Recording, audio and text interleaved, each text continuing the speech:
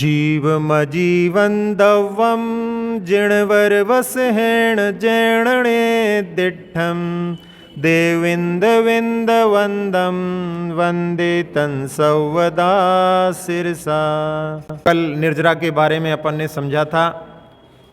निर्जरा में आचार्य वीरसेन स्वामी ने कि नमोकार मंत्र का भी जाप करते हैं तो उस समय बंद की अपेक्षा से असंख्यात गुणी निर्जरा होती है, इसलिए मुनिराजों की भी प्रवृत्ति उसमें देखी जाती है। वो वहाँ पर कह रहे हैं कि चाहे जैसी अवस्था हो उसमें नमोकार मंत्र का जाप करके असंख्यात गुणी निर्जरा को प्राप्त कर सकते हैं। अब मोक्ष के स्वरूप और पुण्य पाप इस प्रकार से 11 गाथाओं में जो 7 तत्व और 9 पदार्थ का वर्णन चल रहा था, उसमें 37वीं गाथा में मोक्ष के स्वरूप को देखते हैं। सवस कम्मणो जो खै हेदु अपनो परिणामो णेयोस भाव मुखो दव विमुखो एकम पुह भावो। अपनो जो परिणामो, आत्मा का जो परिणाम सब्बस कम्मणों क्षय हेतु, सभी कर्मों के क्षय का कारण है। सा भाव मोक्षो, वह भाव मोक्ष है। और या से और कम पुह भावो, जो ज्ञानावरणादि द्रव्य कर्म हैं वो आत्मा से पृथक हो जाते हैं। दव्य विमुखो नेयो, उसको जो द्रव्य मोक्ष जानना चाहिए। कहीं कहीं पर कथन में कह देते हैं कि कर्मों को नाश कर दिया।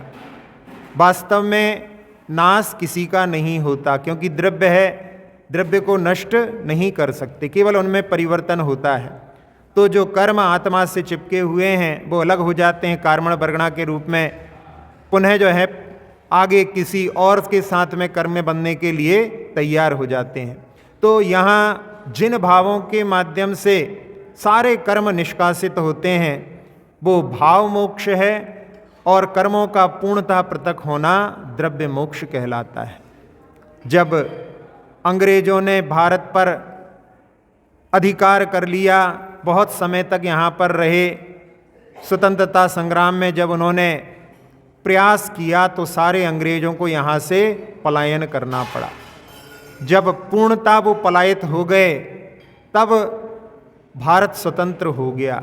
इसी प्रकार से जहाँ जिन भावों के माध्यम से उन अंग्रेजों का जाना हुआ, इसी प्रकार से जिन भावों के माध्यम से जो कर्म आत्मा की अनादि काल से इसके ऊपर सत्ता को प्राप्त किए हुए हैं, जब उनका पलायन जिन भावों के आत्मा के भावों से पलायन होता है वो भाव मोक्ष कहलाता है।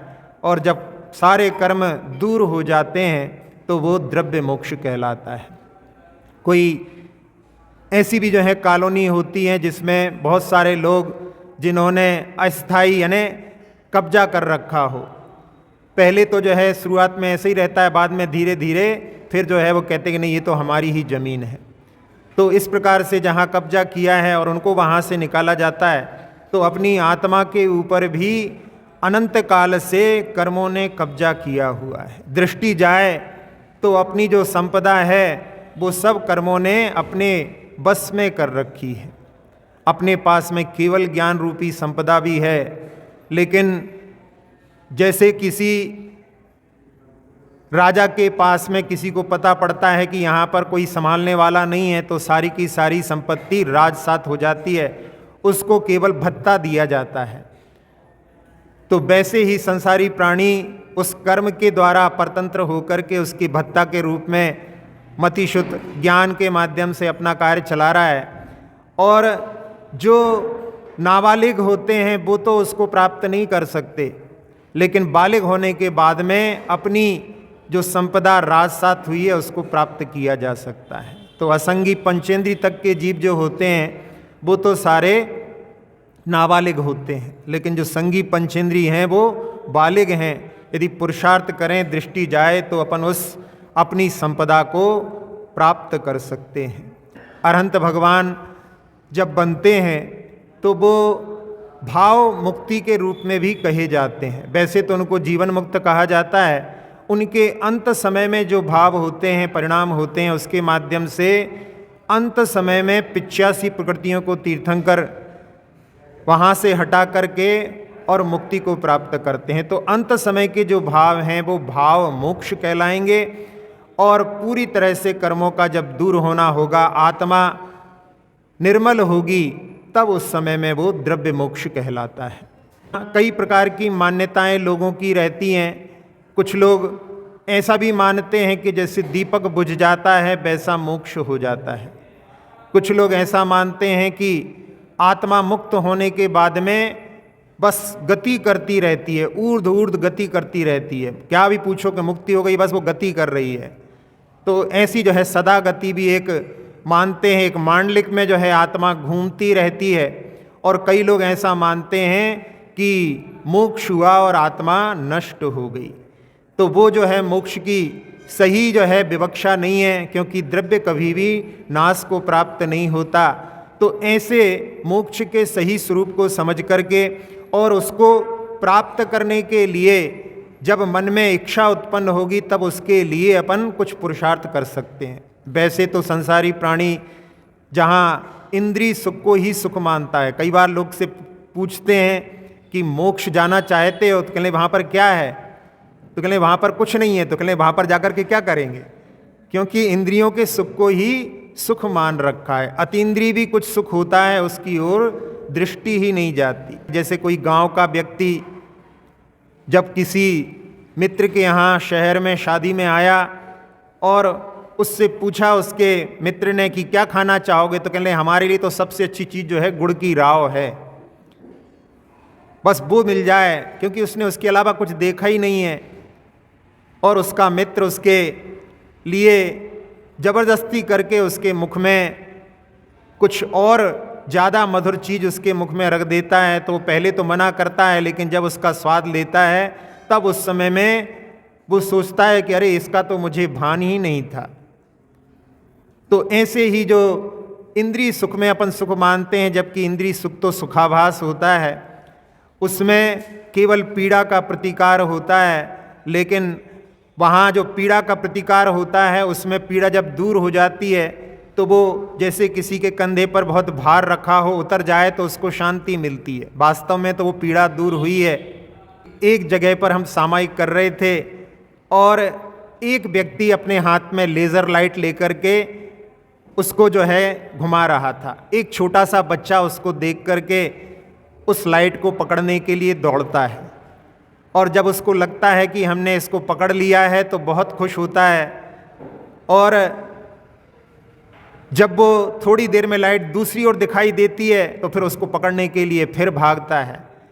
और वो व्यक्ति उसके लिए बहुत देर परेशान करने के बाद में जब उसके हाथ में एक जगह पर वो ठहर जाता है, वो उसके हाथ में आ जाती है वो लाइट, तो बहुत खुश होता है, जैसे बहुत मेहनत से चीज़ मिली है। तो बस ऐसा ही होता है, हम किसी चीज़ के लिए बहुत पुरुषार्थ करते हैं और उसमें बहुत परेशान होने के बाद में जब वो प्राप्त होती है तो जो परेशानी इतने समय थी वो दूर हो गई, बस उसमें जो है हम सुख मान लेते हैं। तो वास्तव में जो अतीन्द्रिय सुख है उसकी ओर दृष्टि अपने लिए ले जाने की आवश्यकता है, जो निराकुलता, क्योंकि इंद्रिय सुख तो आकुलता को उत्पन्न करने वाले होते हैं। तो ऐसे मोक्ष के स्वरूप को यहाँ पर समझाने के लिए कहा गया है। अब जब मोक्ष प्राप्त होता है तो उसमें बाहरी सामग्री की भी आवश्यकता होती है। को प्राप्त करते हैं उनके लिए वो चरम शरीरी हों, उनके पास में कोई भी आयु का बंधन ना हो, जो वर्तमान की आयु को छोड़ करके, और कर्म भूमि हो, निर्ग्रंथ दशा हो, भेद विज्ञान से युक्त हो, उत्तम संगठन हो, सारी चीज़ें बाहरी आवश्यकता होती है। जैसे रसोई बनाने के लिए आपको बहुत सारे बाह्य पदार्थों की आवश्यकता होती है। यदि बर्तन नहीं हो तो फिर कैसे पकाएंगे? वो बात अलग है कि एक बार बर्नी जी को ऐसी स्थिति बन गई थी, उनके पास में बर्तन नहीं था, आवश्यकता आविष्कार की जननी होती है। उस समय में उन्होंने बिना बर्तन के भी भोजन बाटी आदि बनाने का उपक्रम किया था। बाटी तो बना सकते हैं, अब दाल कैसे बनाएं? तो उन्होंने दाल को भिगो करके और बाटी के अंदर ही उसको रख दिया और उसके माध्यम से वहाँ पर वो जो है दाल भी, भले ही जो पतली दाल होती है वो भले ना बनी हो, लेकिन दाल को उन्होंने पकाने का उपक्रम किया था। वो तो एक परिस्थिति बस की बात थी। लेकिन यहाँ जहाँ आप भोजन बनाते हैं उसमें बाह्य सारे निमित्तों की आवश्यकता होती है। ऐसे ही मुक्ति के लिए सारे बाह्य निमित्त जब मिल जाते हैं तभी मुक्ति की प्राप्ति होती है। जहाँ जीव मुक्ति को प्राप्त करता है और अनंत काल के लिए जाकर के अपने शाश्वत स्वरूप को, शाश्वत स्थान को प्राप्त कर लेता है, धीरे धीरे 608 जीव 6 महीने 8 समय में निकल कर के मुक्ति को प्राप्त हो रहे हैं, तो लोगों के मन में स्वाभाविक प्रश्न उठ सकता है कि जब मुक्ति प्राप्त कर रहे हैं तो ये संसार तो एक दिन खाली हो जाएगा। तो उसके बारे में ब्रह्मदेव सूरी कह रहे हैं कि जैसे भविष्य वर्तमान होता हुआ भूत होता जाता है, भविष्य काल जो है एक एक समय वर्तमान होकर के भूत होता जाता है। जैसे भविष्य काल में कभी कोई कमी नहीं आती कि भविष्य काल अब खत्म होने वाला है, इसी प्रकार से जो अनंत संज्ञा होती है उसमें आय नहीं होता। जीवों की नई जो है उसमें कोई नए जीव उसमें उत्पन्न हो जाएंगे ऐसा नहीं है। जीव जो है कभी उत्पन्न नहीं होते, कभी नाश नहीं होते, लेकिन फिर भी से उसमें कुछ जीव जो है निकल करके मुक्ति को प्राप्त कर रहे हैं। तो वहाँ पर अनंत उसी को कहते हैं जिसमें आय नहीं होती, व्यय होता रहता है, लेकिन जो कभी समाप्त नहीं होता। कहा है कि एक निगोद के शरीर में इतने जीव हैं जो अनंत काल बाद भी मुक्ति को प्राप्त नहीं कर पाएंगे। तो असंख्यात ऐसे निगोदिया के शरीर हैं, जब एक ही खाली अनंत काल में नहीं होगा तो फिर यहाँ संसार में कभी भी कमी नहीं आएगी। अब आखिरी जो काव्य है इस अधिकार का, जिसमें पुण्य और पाप के बारे में वर्णन किया है, उसको देखते हैं। 38वीं गाथा। सुह असुह भाव जुत्ता पुण्यम पावं हवन्ति खलु जीवा सादम सुहाउणामम गोदम पुण्यम पराणि पावंच। सुह असुह भाव जुत्ता, जो शुभ और अशुभ भाव से युक्त जीव हैं, पुण्यम पावम हवंती, वे पुण्य और पाप रूप होते हैं। सादम यानी साता वेदनी, सुहाऊ यानी शुभ आयु, नाम और गोत्र, इनके साथ में भी वो जो सुप्रत्यय लगेगा तो वो शुभ नाम और शुभ गोत्र, ये सारी कर्म प्रकृतियां पुण्यम। च पराणि पावम, और अन्य सारी जितनी भी रह गई हैं वे सारी प्रकृतियां पाप रूप होती हैं। इस प्रकार से यहाँ पर पुण्य और पाप का विभाजन किया। शुभ भावों से युक्त हैं वो पुण्य जीव कहलाते हैं। इसमें कौन से जीव पुण्य से युक्त कहलाते हैं, यहाँ पुण्य का आश्रव करते हैं, उसके बारे में पंचास्तिकाय में कहा है। आचार्य कुंद महाराज की रचना है कि जो प्रशस्त राग से युक्त होते हैं, प्रशस्त राग देव शास्त्र गुरु धर्म के प्रति होता है, और अनुकंपा से युक्त परिणाम, चित्त में कलुषता का अभाव होना, ये पुण्य के आश्रव के कारण है। यानी उस समय में वो जीव जो है पुण्य जीव है। अपन सोच लें कि अपने कितने समय ऐसे भाव रहते हैं, अपन उस समय में पुण्य जीव हो जाते हैं। और जो अशुभ भाव हैं उनके लिए लिखा वहाँ पर 4 संज्ञाएं होती हैं, आहार, भय, निद्रा, मैथुन, इनके जब भाव होते हैं, और 3 अशुभ लेशाएँ, पीत पद्म शुक्लेशा, ये तो शुभ लेशाएँ कहलाती हैं, लेकिन कृष्ण नील कापोत लेशा, जो वृक्ष के फल तोड़ने के लिए गए हैं, जहाँ पर पेड़ को ही काटने तैयार हो जाता है, बड़ी बड़ी डाल को काटने तैयार हो जाता है, और छोटे छोटे भी वहाँ पर झाड़ियों को तोड़ने के लिए तैयार हो जाता है। उस उदाहरण में वो 3 अशुभ लेशा वाले बतलाए हैं। फिर इंद्रियों के वशीभूत होना, 5 इंद्रियों के विषयों में ही लगे रहना, उन्हीं के सेवन में लगे रहना, ये भी जो है पाप जीव का प्रतीक है। और आर्त और रौद्र ध्यान से युक्त होना, आर्त ध्यान 4 प्रकार का पहले बतलाया था।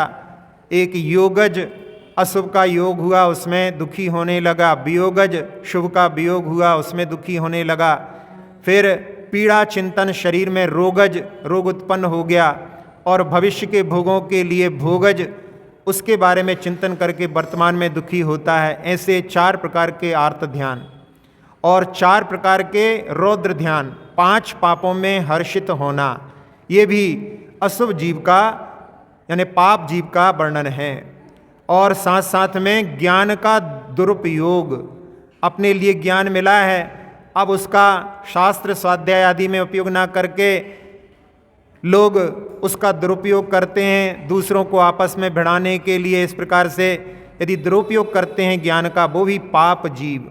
निर्दयता के भाव और खोटे कार्यों में प्रीति, ये सारे पाप जीव के लक्षण हैं। तो इसके माध्यम से अपन अपने भावों को संभाल करके पुण्य जीव बनने का प्रयास करें। ज़्यादा से ज़्यादा समय पुण्य जीव बनने की यदि चेष्टा करें तो उसके माध्यम से पुण्य का आश्रव, यानी इस प्रकार से अपन विचार करें जब भी, तो उस समय में अपन जब भी दृष्टि जाएगी तो उस समय में पाप जीव से अपन पुण्य जीव की ओर अपने आप को परिवर्तित कर सकते हैं। अब जहाँ प्रकृतियों के बारे में वर्णन है, वहाँ पर साता वेदनी के लिए लिखा और साथ में आयु के लिए शुभ आयु, उसमें 3 आयु शुभ हैं, तिर्यंच आयु, मनुष्यायु और देवायु। नाम कर्म की 36 प्रकृतियाँ पुण्य प्रकृतियाँ होती हैं, उसमें 2 गति शुभ होती हैं। प्रश्न उठता है कि जब 3 आयु शुभ बताई हैं तो 2 गति शुभ क्यों बतलाई? उसमें तिर्यंच गति को अशुभ इसलिए कहा जाता है कि तिर्यंच में कोई जाना नहीं चाहता, और एक बार तिर्यंच में पहुंच जाते हैं फिर कोई मरना नहीं चाहता, इसलिए तिर्यंच आयु को शुभ बतलाया है लेकिन तिर्यंच गति को अशुभ बतलाया है। आगम में उदाहरण आता है कि मुनिराज का पड़गान किया रानी ने, और बाद में पूछा कि हमारे पति बहुत दिनों से बाहर गए हैं, कब आएंगे? महाराज दिव्य ज्ञान के धारी थे, उन्होंने कह दिया कि आज ही आने वाले हैं। रानी ने बहुत अच्छी अगवानी करने के लिए तैयारी कर ली। राजा आए तो उनको आश्चर्य हुआ कि हमने तो बताया नहीं था कि हम आ रहे हैं। पत्नी से पूछा, पत्नी ने कहा कि आज एक महाराज जी आए थे, और राजा को विश्वास नहीं हुआ, अहंकार से भरा हुआ, देखता हूँ इनके पास कैसा ज्ञान है। और उसने पूछा तो महाराज ने बतला दिया कि अब तुम्हारी आयु मात्र 7 दिन की है, और अगले भव का भी बतला दिया कि विष्टा में जाकर के कीड़ा बनोगे। उसने सोचा कि मैं उस पर्याय में पहुंच करके जल्दी मरण को प्राप्त कर लूं तो उससे निवृत्ति हो जाएगी। अपने पुत्र से बोल करके गया कि जब मुझे देखो तो वहाँ पर मार देना। जब पुत्र उसको मारने का प्रयास करता है तो वो उसको वहाँ पर और घुस करके अपने रक्षण में तत्पर हो जाता है। जा कर के महाराज से कहता है तो महाराज कहते हैं कि यही संसार की स्थिति है, जहाँ जाना नहीं चाहता लेकिन एक बार पहुँच जाए तो फिर मरना नहीं चाहता। तो इसलिए वहाँ पर तिर्यंच आयु को शुभ कहा है लेकिन तिर्यंच गति को अशुभ कहा है। फिर जिसमें पंचेंद्री जो जाति होती है वो शुभ होती, बाकी 4 जो 1 इंद्री 2 इंद्री 3 इंद्री 4 इंद्री जाति होती हैं वो अशुभ होती हैं। 5 शरीर शुभ होते हैं, अंगोपांग भी। पहला संगनन शुभ होता है। अपन लोगों को इस काल में प्रथम संगनन प्राप्त नहीं है, जिसके माध्यम से ऊपर की जो गुणस्थानों की स्थिति होती है वो संभव नहीं होती। प्रथम संस्थान। फिर स्पर्शन आदि जो 4 होते हैं वो पुण्य और पाप दोनों के रूप में होते हैं। इसके बाद में प्रशस्त व्याहायो गति, अपन जो चलते हैं वो व्याहायो गति कहलाती है। पहले आया था कि आकाश में अपन पैर को उठाते हैं इसलिए इसको व्याहायो गति कहते हैं। व्याहाय का अर्थ होता है आकाश, लेकिन इनमें 2 भेद होते हैं, एक प्रशस्त और अप्रशस्त। जैसी गति बांधी हो फिर वैसा ही, यानी व्याहायो गति की अपेक्षा से गति अलग हो गई, और ये व्याहायो गति यानी चलने की, ये भी ऐसी होती है कि पूरे जीवन जो है परिवर्तित नहीं होती। जिसकी जो होगी गति वो वैसे ही चलेगा। वो बात अलग है, कैट वॉक करने के लिए स्टेज पर थोड़ी देर कोई अच्छे संभल करके चल ले, लेकिन वास्तव में जिसकी जो गति होती है वो वैसी ही रहती है। अब उसमें उस गति में यहाँ पर जो प्रशस्त भी हो सकती है, जैसे हाथी की, गाय की, बैल की जो गति होती है वो प्रशस्त मानी जाती है, और कुछ ऊंट, गधे आदि की गति को अप्रशस्त माना जाता है। तो ये प्रकृतियाँ जो होती हैं वो पुण्य और पाप दोनों रूप से इस प्रकार से होती हैं। यहाँ पर हम पुण्य प्रकृति को देख रहे हैं तो वो प्रशस्त व्यायो गति कहलाती है। इसके बाद में और बहुत सारी प्रकृतियाँ हैं, साथ साथ में सुस्वर दुस्वर, अच्छा स्वर लगता है किसी का जो है कर्णप्रिय नहीं लगता, तो ये भी जो है पूरे जीवन बना रहता है। लेकिन ये सारी प्रकृतियाँ सब जो हैं वो सब यहीं पर छूटने वाली हैं, अगले भव में कोई साथ में जाने वाली नहीं है। कोई कोई हो सकता है यदि उसकी तीव्रता से बांधी हो तो कई भवों तक भी चल सकती है, जैसे कर्मों के लिए बताया कि भव भव गतो, भव भव में भी जा सकती हैं, लेकिन फिर भी हमेशा रहने वाली नहीं है, यानी इनके ऊपर कभी अहंकार आदि नहीं करना चाहिए। जहाँ तीर्थंकर प्रकृति भी जो है परम पुण्य प्रकृति है, उसके समान तो कोई दूसरी प्रकृति ही नहीं होती। और उच्च गोत्र, ऐसे गोत्र को प्राप्त करना जहाँ पर मुनि आदि बनने की परंपरा होती है, ऐसी जो है 42 प्रकृतियाँ पुण्य प्रकृतियाँ होती हैं। और घाती कर्म सारे पाप कर्म में होते हैं। कहीं कहीं पर व्याख्या में, जैसे वीरसेन स्वामी ने धवला में पुरुष वेद को भी वहाँ पर पुण्य प्रकृति कहा है, लेकिन जहाँ सामान्य रूप से सारी ही घातिया कर्मों को वहाँ पर पाप प्रकृति के रूप में बतलाया जाता है। तो ऐसे पुण्य और पाप प्रकृतियाँ हैं। साथ ही साथ में पुण्य जो होता है वो यदि निदान के साथ में अर्जन नहीं किया गया है तो वो संसार का कारण नहीं होता, मुक्ति का कारण होता है। आचार्य वीरसेन स्वामी ने धर्म ध्यान के माध्यम से, शुभोपयोग के माध्यम से मोहिनी का क्षय माना है, यानी पुण्य के माध्यम से वहाँ पर मोहिनी का क्षय माना है। तो पुण्य जो है हे नहीं है, लेकिन पुण्य के प्रति, यानी पुण्य प्राप्त करने के लिए और उससे अपन भोगाकांक्षा की आकांक्षा रखते हैं तो वो है हे कहलाता है। पुण्य तो पुलिस के समान होता है, वो पाप के प्रक्षालन में कार्य करता है, और जैसे पुलिस आकर के स्वयं चली जाती है ऐसे पुण्य भी स्वयं चला जाता है। इसलिए पुण्य को लक्ष्य ना मान करके, पुण्य एक बीच में साधन जरूर है, लेकिन साध्य तो अपनी पुण्य और पाप दोनों से ऊपर उठने की स्थिति जो मोक्ष होता है उसमें पुण्य पाप दोनों ही नष्ट करके, या नष्ट का कहने में मतलब उनको दूर करके ही मुक्ति को प्राप्त किया जाता है। ये अधिकार पूर्ण हुआ।